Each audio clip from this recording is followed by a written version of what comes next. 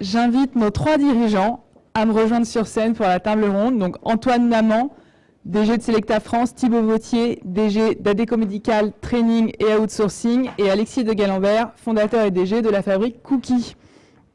Et je prends mes petites fiches parce que la difficulté de cet exercice, c'est qu'il fallait choisir tous les sujets tellement ces messieurs étaient bavards et source de solutions. Alors, Antoine, on va commencer par toi. Je mets les pieds dans le plat directement avec la pénibilité. À un moment, on a beaucoup parlé, vous avez fait un travail énorme sur le travail, les équipements et les vêtements pour garder, avec quelque chose de très intéressant en toile de fond, qui est la fierté d'appartenance. Est-ce que tu pourrais un petit peu nous détailler et puis nous expliquer de quel métier on parle aussi pour nous donner un petit peu de contexte? D'accord. En dessous. 3 secondes. Voilà. Ça marche? Oui. Alors, dans les métiers chez Selecta, on a des opérateurs. Je ne sais pas si vous connaissez tous Selecta, j'imagine, en gare, vous nous voyez. Des distributeurs automatiques, remplir les machines, les nettoyer, côté technique. Donc la pénibilité sur le travail chez Selecta, c'est les personnes qui se lèvent à 4 heures du matin, qui sont sur la route, qui interviennent sur des machines. On a des techniciens qui font 5 à 600 km par jour. On a des clients qui sont ouverts 24 heures sur 24, 7 jours sur 7, 365 jours par an. Donc on a un certain nombre de choses et des changes à mener. Et il y a l'autre expérience, mais on n'aura peut-être pas le temps, chez ISS avec des personnels d'entretien aussi, où c'était très compliqué. Des nettoyages de hôtes dans des McDonald's qui sont des choses assez pénibles. Alors la première solution, c'est sur effectivement les tenues de travail. Bien étudier les tenues de travail avec des professionnels sur la qualité de la tenue de travail pour que le travail soit moins pénible. Donc c'est des renforcements genoux pour des personnes qui vont se positionner sur le sol. C'est un certain nombre de choses, d'équipements qui vont permettre à la personne de mieux faire son travail.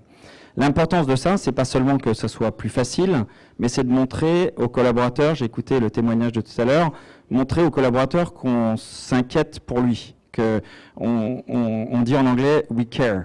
On est vraiment soucieux de sa santé, de son bien-être, et donc on va faire tout pour qu'il se sente bien dans l'entreprise et surtout pour préserver sa sécurité et sa santé. Donc on va mettre des équipements de ce type-là.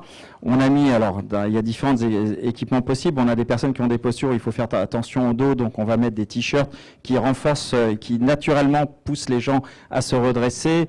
On va prendre des équipements où on va pouvoir adapter la taille de l'équipement pour que la personne n'ait pas à se baisser, parce qu'on n'est pas tous avec la même morphologie. Il y a des gens qui mesurent 1,50 m et d'autres qui en mesurent 2 mètres, donc il faut adapter les équipements. Voilà. Et avec ces équipements, on va travailler aussi le look pour que les gens soient fiers de l'équipement qu'ils portent. Fierté, c'est et ça. Donc, il y a la fierté d'appartenance à l'entreprise. Et c'est fou dans les différents métiers que j'ai pu voir, que ce soit chez Selecta, mais également chez Selecta, on vient de changer les tenues récemment, on a investi un petit peu d'argent dessus, mais le retour sur investissement est énorme. On l'avait fait aussi chez ISS sur les personnels d'entretien. Quand on donne un nouvel équipement, il y a cette fierté d'appartenance à la société, de montrer qu'on a quelque chose qui fait qu'on est quelqu'un d'important. Alors on pourra peut-être revenir tout à l'heure, mais c'est aussi sur tout ce qui est importance d'expliquer quel est le rôle de la personne et tout ce que ça peut apporter. Exactement, merci beaucoup. Et du coup, parce qu'en fait, finalement, il faut analyser un petit peu les irritants, pour comprendre qu'est-ce qui rend le travail pénible. Thibaut, à un moment, on a parlé que vous aviez particulièrement creusé les facteurs de pénibilité, analyse des conditions de travail. Est-ce que vous pouvez nous en dire un petit peu plus là-dessus? Bien sûr. Peut-être deux mots sur Adéco. Adéco, premier employeur privé de France, 500 000 personnes à l'emploi par an. Premier acteur de l'alternance privée en France avec 8000 alternants à peu près par an. Et donc là, plus particulièrement sur le secteur de la santé, Adéco Médical, qui est la filiale spécialisée sur le secteur de la santé, que j'ai dirigée, dont j'ai la présidence aujourd'hui. Beaucoup de parallèles avec ce que j'ai entendu ce matin, donc c'est très intéressant. Et en fait, nous, ce que l'on a fait, on s'est rendu compte que dans le secteur de la santé, qui est un secteur à vocation, qui est un secteur très féminisé, avec des conditions de travail difficiles, avec des horaires, avec de la pénibilité. En fait, ce secteur vivait un peu dans un vase clos, et on observait, nous, acteurs des ressources humaines, des tendances, on observait des évolutions qui n'arrivaient pas.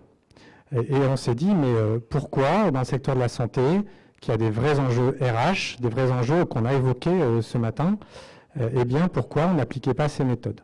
En fait, on était dans un système de reproduction un petit peu de ce qui se passait, de ce qu'on a vécu, on le reproduit.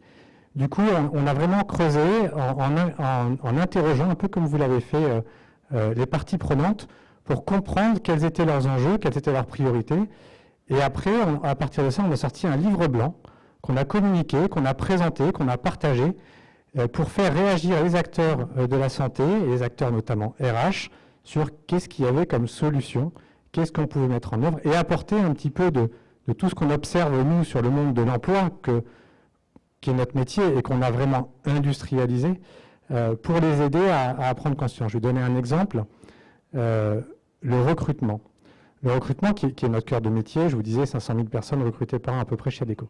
Un recrutement, c'est un process qui a un coût. Est-ce que vous connaissez le coût d'un recrutement chez vous? Eh bien, ça a un coût. C'est un coût économique. Nous, on l'a calculé chez Adecco.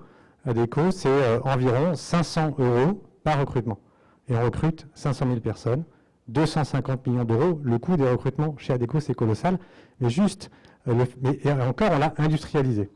Là où je veux en venir, c'est que cette pratique, par exemple, d'évaluer les coûts de ces recrutements, eh bien, elle est importante, elle compte, et ça ne se faisait pas. Donc aujourd'hui, dans le secteur de la santé, on essaye d'expliquer à nos clients que recruter a un coût, évidemment, coût direct, mais coût indirect, c'est-à-dire quand je ne recrute pas, eh ben, je mets ma chaîne de production en difficulté, je mets de la surcharge pour les autres, etc., etc. Finalement, les indicateurs, parfois, c'est une étape zéro, parce que ça permet la mise en lumière avant de pouvoir travailler et de mettre au courant tous les acteurs pour initier des changements. C'est la prise de conscience. Exactement. Et d'ailleurs, du coup, pour faire le lien entre l'absentéisme et le turnover, de manière à le diminuer, vous avez mis ou proposé des carrières et des formations? Ouais, tout simplement, mais là aussi, quand on parle du secteur de la santé, on a un diplôme, on est infirmier et on est infirmier ad vitam aeternam. Et en fait, ce que l'on a essayé de faire aussi, c'est de dire que, vous en avez beaucoup parlé ce matin, les jeunes ont des attentes et on ne peut pas être statique en fait dans nos carrières, et on voit bien l'évolution, on voit bien les temporalités. Donc l'enjeu de formation, l'enjeu de gestion RH, qui en fait est très peu présent. Quand vous êtes médecin et que vous voulez faire une formation, c'est un parcours du combattant. Donc comment on met en place des politiques RH simples, avec un entretien annuel, avec la définition d'objectifs, avec une projection, avec des formations, pour garder et développer les collaborateurs. Merci. Alexis, on parle de formation, c'est parfait, ça fait un lien. Je vais te laisser te présenter, mais du coup, ce que tu me disais, c'est que toi, tu as des préparateurs et des vendeurs en boutique. C'est pas encore trop compliqué de les attirer, mais ils sont surtout très difficiles à garder. Ça concerne l'image d'entreprise. Et entre autres, vous avez mis une formation d'onboarding. Je te laisse détailler ça. Oui, alors effectivement, je vais très rapidement vous présenter déjà la Fabrique Cookies. On a une entreprise qui fabrique des cookies.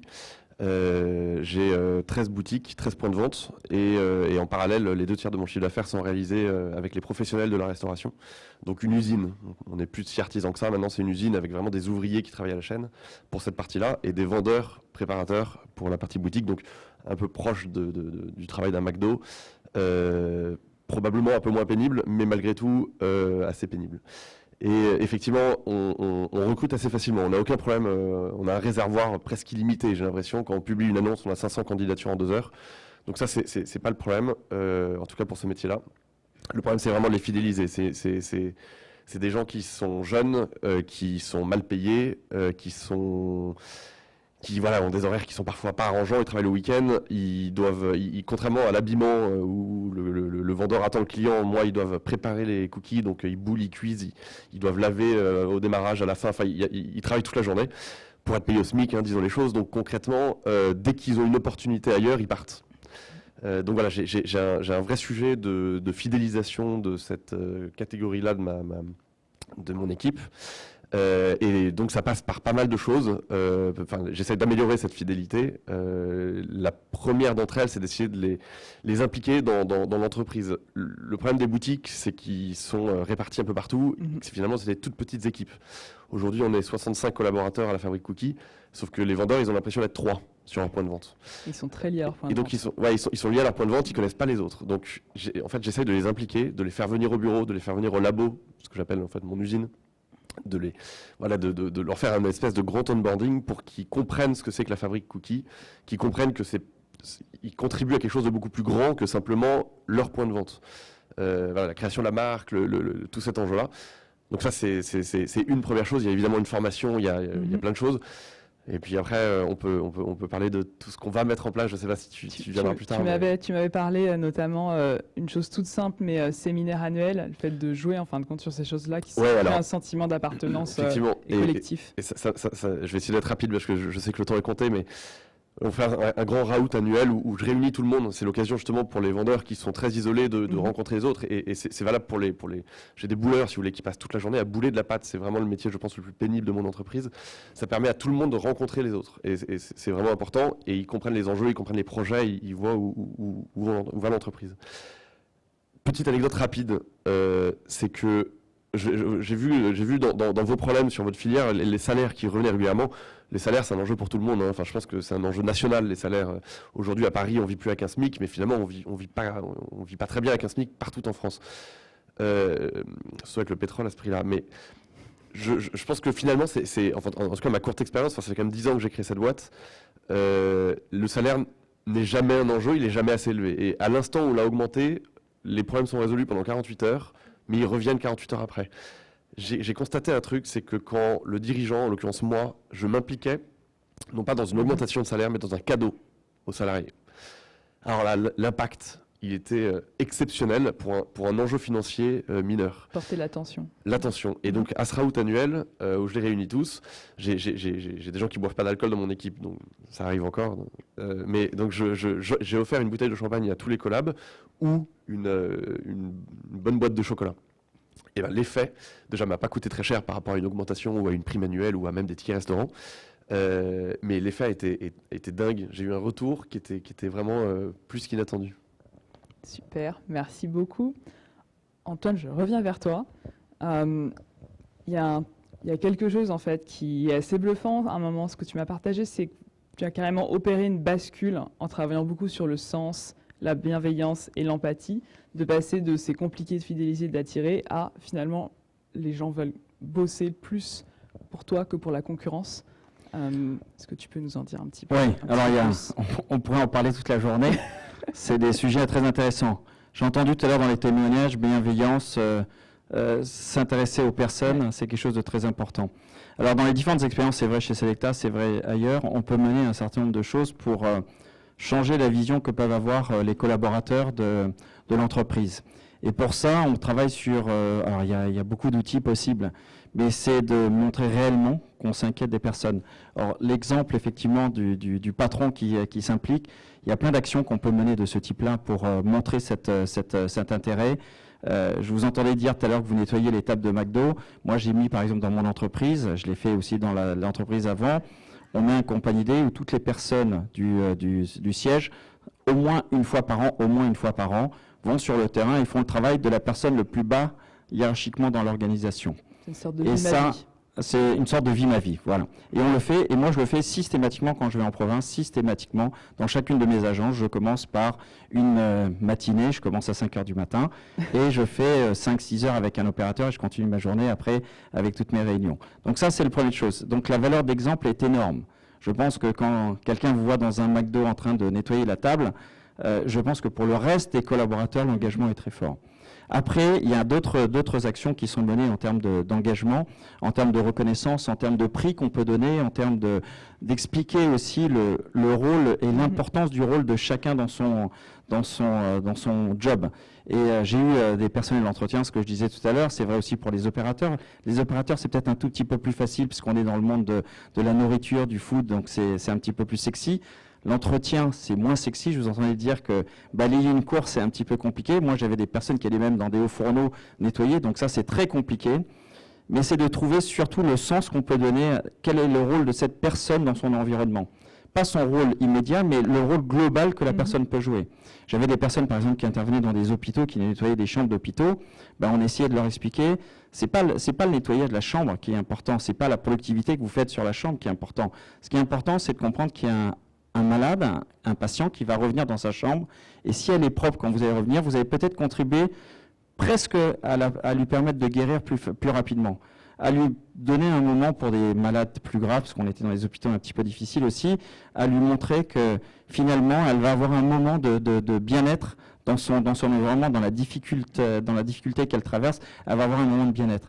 Et quand on expliquait ça aux gens, donc c'est l'image du tailleur de pierre et celui qui construit une cathédrale, vous avez des gens qui s'illuminent avec des yeux qui s'ouvrent et avec une fierté d'appartenance à l'entreprise très forte. Alors il y avait l'exemple que je t'ai cité, que je ne donnerai pas le nom de l'entreprise, mais on a eu un jour un appel d'offres qu'on a perdu, un appel d'offres malheureusement pour des prix.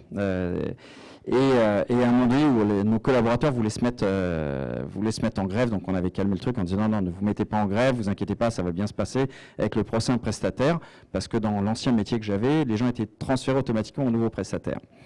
Et donc on calme la situation, on prévient comme la direction de la société en disant faites attention quand même, il faudra bien accompagner parce que les personnes qui voulaient se mettre en grève, ils sont un peu inquiets de passer chez l'autre prestataire. Et là, la direction nous dit merci beaucoup. Ils parlent avec l'autre prestataire qui avait gagné l'appel d'offres. Ils leur disent, bon, il va falloir que vous fassiez attention. À l'époque, je travaillais chez ISS. ISS traitait bien ses collaborateurs. Il va falloir que vous fassiez la même chose et faites attention à bien faire ce transfert parce que sinon, on risque d'avoir des mouvements sociaux. Et là, le nouveau prestataire dit au client, ah non, s'il faut faire comme eux, comptez pas sur nous. Et du coup, le client est revenu vers nous, a éliminé l'ancien prestataire et on a conservé le client pour 5 ans supplémentaires. Tout ça pour dire qu'il y avait un tel attachement des collaborateurs pour l'entreprise, dans la façon, dans la bienveillance qu'on peut avoir pour eux et dans l'honnêteté de cette bienveillance vis-à-vis d'eux, je vous entendais parler de ça tout à l'heure, il faut vraiment être sincère dans cette bienveillance, mais le retour sur investissement de cette bienveillance est énorme. Est colossal en fait. Et on avait effectivement des collaborateurs qui étaient très impliqués. Je finis juste par un dernier exemple. J'avais aussi un collaborateur un jour qui était là, c'est plutôt chez Selecta, qui passe et qui partait en vacances avec sa famille et qui s'est dit, il avait un client et il avait un tout petit doute sur une machine en se disant, je sais qu'il y a un petit peu de passage ce jour-là, il va y avoir un petit peu plus d'activité. Il a demandé à sa famille s'ils étaient OK, ils étaient OK. Il s'est arrêté chez le client, il est parti contrôler et il y avait effectivement besoin d'un petit entretien supplémentaire. Il y est allé. Il n'était pas payé par l'entreprise, il était en vacances. Mais il a fait ce contour parce qu'il était reconnaissant en tout cas de la bienveillance qu'on pouvait avoir vis-à-vis de lui et il aimait son métier. Et du coup, plus d'engagement. Donc plus d'engagement, beaucoup plus d'engagement. Il y a peut-être un outil que vous pouvez utiliser aussi, c'est le Net Promoter Score. Je ne sais pas si vous connaissez cet outil. C'est quand vous faites un achat à la FNAC, vous votez entre 0 et 10 pour dire si vous recommandez l'entreprise. C'est très intéressant parce que ça aussi, on a fait des études où quand on regardait le Net Promoter Score de nos collaborateurs par rapport, et on regarde bien sûr chez nos clients, si nos clients sont satisfaits, mais on regarde si le collaborateur est satisfait chez le client. Et on se rend compte que quand nos collaborateurs chez nos clients sont insatisfaits, donc ils sont détracteurs, vous recommandez l'entreprise, non, je ne la recommanderai pas, ils notent 0, 1, 2, 3, 4, 5, 6, on se rend compte que soit on a déjà un problème chez le client, soit si on n'a pas un problème chez le client, on sait que dans les 2 ans maximum, on va avoir un problème chez ce client. Mauvaise qualité de service, perte carrément du contrat. On peut anticiper l'impact. Donc on peut anticiper l'impact négatif et on peut agir par exemple par ce type d'outils. Et il y en a plein d'autres. Je m'étais noté aussi 2 petits exemples à relever. Formation à l'alphabétisation, à un moment, c'est des choses que vous avez mis en place, et aussi le fait de s'habiller comme des opérateurs, qui est une autre marque de reconnaissance. Alors, alors nous, dans la problématique de l'attractivité, que ce soit chez Selecta, encore une fois, c'est peut-être un petit peu plus facile, chez ISS avec les agents d'entretien, c'était très difficile d'attirer les personnes. On pourrait croire que non, parce que ce sont des gens qui sont sans formation. Donc on peut se dire que ce sont des métiers encore qui permettent de trouver des débouchés, mais pourtant c'est très difficile de trouver des personnes. Donc on essaie d'accompagner et on fait beaucoup de choses. Et notamment dans ces populations qui avaient un petit peu de difficultés, on essayait de trouver des choses qui peuvent faire sens autour de leur vie de tous les jours. Et donc un certain nombre de personnes qui avaient des problèmes avec la langue française, on avait plus de 40 nationalités au sein de l'organisation, on avait mis en place des programmes d'alphabétisation pour certains, pour les aider à mieux se débrouiller dans la vie, parce que quelqu'un qui se débrouille bien dans la vie, se débrouille bien dans son travail. Quelqu'un qui est épanoui dans sa vie privée est peut-être plus épanoui ou plus efficace dans sa vie professionnelle. Donc on essayait de les accompagner dans l'ensemble de leur environnement pour pouvoir les rendre plus efficaces, plus heureux, plus épanouis. Et avec encore une fois, avec cette bienveillance, je pense, avec un engagement très renforcé des personnes. Dans l'habillement, c'est le Company Day, Ouais. où une fois par an, toutes les personnes se mettent et s'habillent comme les personnes sur le terrain et agissent sur le terrain. Et je l'ai fait, on en a eu un la semaine dernière, jeudi dernier, et c'était amusant parce que j'étais avec d'autres collaborateurs du siège qui étaient avec moi, on était sur des gares en train de nettoyer les machines, on a bien récupéré les machines, donc vous pouvez prendre un café, j'ai super bien nettoyé les machines la semaine dernière, et j'avais des personnes qui prenaient des photos, etc., et qui étaient c'est contentes de se puissant, prendre en photo. Mhm. Donc c'était pas juste une opération de com. On n'a pas fait beaucoup de com là-dessus parce que c'était surtout en interne et on a fait beaucoup de com en interne pour les personnes. Mais il y a un sentiment et vous voyez des sourires, des yeux qui s'illuminent dans ce travail collaboratif. Alors, je ne sais pas si dans vos métiers c'est possible, mais de faire un Company Day où vous montrez que vous allez au plus bas de l'échelle et que vous accompagnez les personnes, Mhm. c'est ultra puissant en termes de retour et ça reste, c'est quelque chose qui reste très, très imprégné dans l'entreprise et surtout en termes de culture d'entreprise, en termes de volonté d'accompagner et de faire qu'un finalement avec l'ensemble des collaborateurs. Merci. Thibaut, je reviens vers toi. On a beaucoup parlé des jeunes et de la difficulté qu'on peut avoir à intégrer et à motiver les nouvelles générations. Comment mieux accueillir les jeunes générations? Je sais que tu as un petit peu travaillé sur le sujet. Est-ce que tu peux nous en dire plus? En fait, le sujet a beaucoup été évoqué et je pense que c'est le bon sujet. On voit bien, et vous l'avez bien illustré ce matin, monsieur, qu'ils ont des attentes vraiment différentes.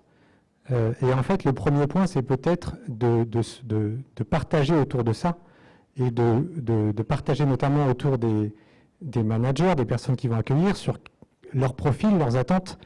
Attentes en termes de mentoring, de coaching, pas une hiérarchie traditionnelle, mais une hiérarchie qui est dans le soutien, dans l'accompagnement, qui les comprend. Parce que je partage tout à fait le point de vue, c'est à nous de nous adapter.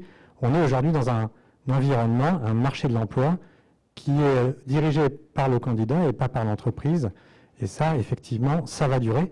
Ça veut dire qu'on doit avoir des approches marketing, communication, qui sont de l'ordre de ce qu'on appelle le B2C, c'est-à-dire dirigé au consommateur. Et le consommateur, en l'occurrence, c'est le futur salarié. Donc, il y a pas mal de choses à faire. Je pense que déjà, au niveau de l'attractivité, au niveau de la valorisation des métiers, si je prends l'exemple des soignants, vous avez tous entendu parler du scandale Orpea, peut-être vu l'émission Cash Investigation. Le métier des soignants, c'est de prendre soin des gens. Et là, on est en train de dire, vous faites mal votre travail. Et on médiatise que le côté négatif, ce qui est terrible. Du coup, dans l'attractivité, dans comment on accueille, si on communiquait plutôt sur leur quotidien, comment ils prennent en charge, qu'est-ce qu'ils font de bien, parce que tous les jours, en fait, les soignants font beaucoup de choses bien. Mais ça, on ne le voit pas. Donc, il y a ce sujet de communication. Et après, je pense qu'un des points clés qui a été évoqué tout à l'heure, c'est le rôle du maître d'apprentissage. C'est un pivot, c'est une pièce pivot clé dans l'organisation, dans l'intégration et surtout dans la durée. Parce que finalement, c'est lui qui a le rôle le plus important. C'est à lui que la personne qui intègre, elle va devoir pouvoir se confier, exprimer ses difficultés, avoir des réponses, être écouté, recevoir du feedback, parce que les jeunes attendent du feedback. Et aussi, je pense, et ça c'est quelque chose que nous avons fait chez Adecco Médical, s'adresser à eux avec leur code. Parce qu'en fait, en résumé, ils attendent le cash, le power et le fun. Donc il faut mettre du fun dans nos communications, dans ce vers quoi on tend avec eux, dans comment on les attire. Il faut mettre du fun, je pense que c'est important. On ne peut pas être aujourd'hui que sur du process, du travail. Il faut avoir ces temps en plus de partage. Merci. Je reviens vers toi, Alexis. Alors, tu as aussi un labo de fabrication. Tu m'avais dit que parfois, c'est difficile d'impliquer, de motiver pour vraiment, en fait, bien faire le job et aller plus loin, on va dire, en termes d'implication des salariés. Et finalement, en analysant plus en détail les process, vous avez l'idée de mettre en place des outils de communication visuelle pour la partie logistique. Est-ce que tu peux m'en dire plus? Oui, alors c'est un vaste sujet, mais je pense que les métiers les plus pénibles, finalement, sont pas forcément les vendeurs dont je parlais tout à l'heure, ce sont plutôt dans mon labo, parce que c'est des tâches qui sont très répétitives, donc on n'est pas loin de Charlie Chaplin, quoi. C'est vraiment le pâtissier fait de la pâte toute la journée. Le bouleur boule de la pâte toute la journée et les ensacheurs posent des cookies et ensachent des cookies toute la journée. On parle de à peu près 25 000 cookies par jour, donc c'est vraiment des tâches super répétitives. Et ce qui est compliqué, c'est que c'est des gens sans qualification qui font des tâches qui sont supposées être peu intellectuelles et qui, en fait, malheureusement pour mes process, demandent de la réflexion. Demande de ne pas déposer son cerveau en commençant à travailler, parce que sinon, je vous passe les détails, mais ils vont envoyer le mauvais produit au mauvais client, la palette qui devait partir à Lille part à Marseille, et en fait des erreurs comme ça, il peut y en avoir plein. Ou alors on emballe un cake citron pavot dans un sachet cookie citron meringue. Bref, des erreurs comme ça, j'en ai chaque semaine, parce que j'ai des bonhommes qui ne réfléchissent pas assez. Mais du coup, ce qui est compliqué, c'est que j'ai pas forcément les moyens d'avoir des cadres sup, ou des cadres qui vont emballer mes cookies. Donc c'est forcément des ouvriers à qui je dois demander d'être très impliqués dans ce qu'ils font, d'être très regardants et finalement d'être le grade au-dessus de leur paye, de leurs tâches et de leurs responsabilités. Donc voilà, du coup, on essaye de leur faciliter la vie. On essaie de faciliter la vie, d'éviter les erreurs et en fait de processer au maximum, pour qu'il y ait le moins d'erreurs possible et que moi je suis vraiment une PME, je pense que je dois m'inspirer de grands groupes. Je pense que je doute que vous ayez ces problèmes-là chez McDo parce que justement ça doit être très processé. Mais je dois faire en sorte que quand il y a un absent, les autres sachent faire ce qu'il fait et que les process puissent éviter les erreurs dans tous les cas. C'est vraiment ma grosse contrainte. Donc ça passe par de l'affichage visuel, ça passe par de l'accompagnement et ça passe aussi en fait par de la présence de cadres quotidiennement dans le labo pour s'assurer que ça roule et pour mettre à jour ces process-là. Donc j'y suis tous les jours, ma responsable qualité y est tous les jours. On est avec eux sur le terrain en permanence. Super, merci beaucoup. Je reviens vers toi, Antoine, et je sais qu'il va être temps de finir. Tu m'as beaucoup parlé aussi de l'importance de créer une bonne ambiance au travail pour fidéliser. J'ai beaucoup aimé abolir les privilèges de la hiérarchie. Vraiment, ça m'a fait beaucoup rire. Tout ce qui est collaboration intergénérationnelle, la bonne humeur, etc. Est-ce que tu peux nous dire rapidement comment tu t'y prends pour ça? Alors, on va commencer par les privilèges. Bon, moi, je suis rentré dans un très grand groupe il y a quelques années, 45 000 personnes en France. Quand je suis arrivé en tant que président de la boîte, il y avait 20 places qui étaient réservées dans le parking du siège pour la direction, dont je crois 2 ou 3 qui étaient réservées pour la présidence, donc pour moi. Et quand je suis arrivé, mon bureau, c'était limite le bureau avec un tapis rouge. Guillaume a dû connaître un petit peu ça. Et tout le monde m'appelait Monsieur le Président. Et quand je suis arrivé, je me dis, mais c'est quoi ce truc-là? C'est d'un autre monde, c'est d'un autre âge. Et donc, la première chose que j'ai faite, c'est j'ai annulé toutes les places de parking. Mon équipe de direction a fait un petit peu la tête au début, mais j'aurais dit, mais non, mais en plus, il faut être sûr qu'il y ait de la place pour tout le monde. C'est complètement con d'avoir des places. En plus, on est souvent en déplacement, donc il y a 4-5 places vides en permanence, et en plus, pourquoi 2 ou 3 places par personne? Donc, on a aboli cette partie-là. Et après, ce que j'ai fait un peu plus tard, c'est que j'ai supprimé tous les bureaux. Et le premier, j'ai commencé par le mien. C'est-à-dire qu'aujourd'hui, j'ai plus de bureau. On travaille tous en open space. Et je peux vous dire que ça se passe plutôt bien. Alors, je vais venir maintenant sur la partie bonne humeur au travail. Je pense que quelqu'un l'a dit tout à l'heure. C'est extrêmement important. Ça paraît bizarre. On travaille d'aujourd'hui de plus en plus rapidement. Il faut aller de plus en plus vite. Il faut être de plus en plus productif dans les entreprises. Mais ce qu'on sous-estime, c'est que je pense que le monde a changé. C'est-à-dire que vous parliez de la génération Z et de l'importance de répondre à ce qu'ils attendent. Alors, il y a effectivement la connexion. Il y a aussi le sens au travail et il y a l'amusement. Il y a l'amusement, il y a la volonté de vivre bien. Et aujourd'hui, effectivement, nous, on travaille dans une ambiance extrêmement positive, extrêmement joyeuse, extrêmement gaie, avec de la plaisanterie, etc., qui fait que les gens, quand ils viennent au boulot, ils sont super contents, parce qu'ils rigolent bien au bureau. Je vois mon directeur d'achat qui m'appelle, il m'appelle tous les matins maintenant, parce qu'il est content de faire un petit point avant. Et il me dit, quand on est revenu maintenant tous au bureau, on a gardé une partie de télétravail, mais très faible, il me dit, ça fait du bien d'être au bureau, on va rigoler, on est bien. Et pourtant, je peux vous dire qu'on travaille beaucoup.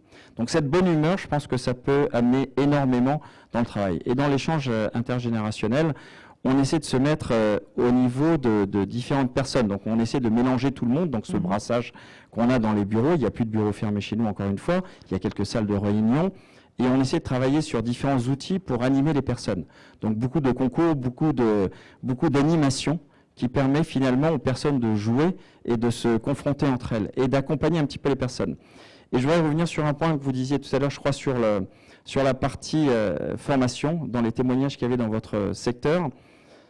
Une personne qui a été, en tout cas dans mes organisations, en bas de l'échelle, était expert dans son métier, et après est montée dans l'organisation. Mais quand elle est montée dans l'organisation, elle est montée parce qu'elle était experte, donc elle a évolué. Mais si cette personne-là, vous ne la formez pas, elle va continuer à rester experte par rapport au métier d'avant, mais elle n'aura pas forcément les tenants et aboutissants de son nouveau métier, qui est un métier d'encadrement, qui est différent du métier qu'elle avait avant. Donc si vous ne l'accompagnez pas derrière, ça ne peut pas marcher. Donc voilà, donc il y a beaucoup d'initiatives de ce type-là qu'on a pu mener, et ça se passe plutôt très bien. Super. Eh bien, merci beaucoup à tous les trois.